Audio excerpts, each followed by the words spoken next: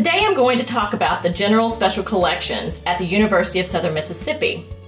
So we have, as far as books go in special collections, we have de Grumman books, but we have Mississippiana books, and then we have General Special Collections.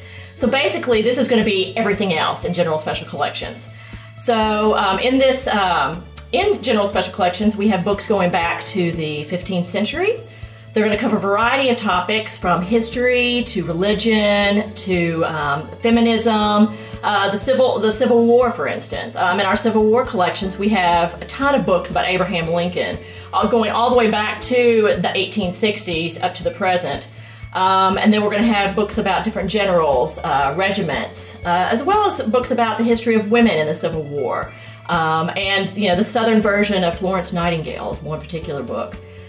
In our literature, we're going to have literature about Southern writers, but also just contemporary writers and writers around the country, including we have a 1970 book from Yoko Ono with an introduction by John Lennon.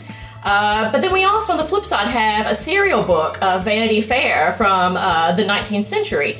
And oftentimes when books were published, they were published in volumes in separate installments. So for instance, Vanity Fair is 3 or 4, I think it's 4 volumes long, and we have all those volumes. With our religion books, there's another video about the antiphonor, and that is a very large book that has music notation for monks to chant from during their daily service, and this is from the 16th century. It's written on animal skin, and it's really just a very cool book.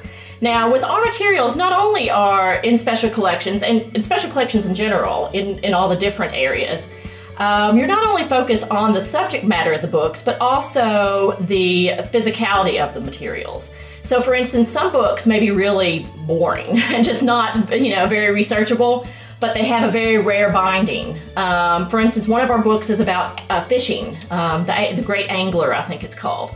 But the binding itself has little medallions from fishing and things on it. So the value of the book increases, not because the book is necessarily any good, but because the binding itself is great. So in this, in the General Special Collections, we do have a variety of different materials. We have a lot of freedom to collect materials that come in on a variety of subjects. And I think we have a little bit here for everybody. Thanks.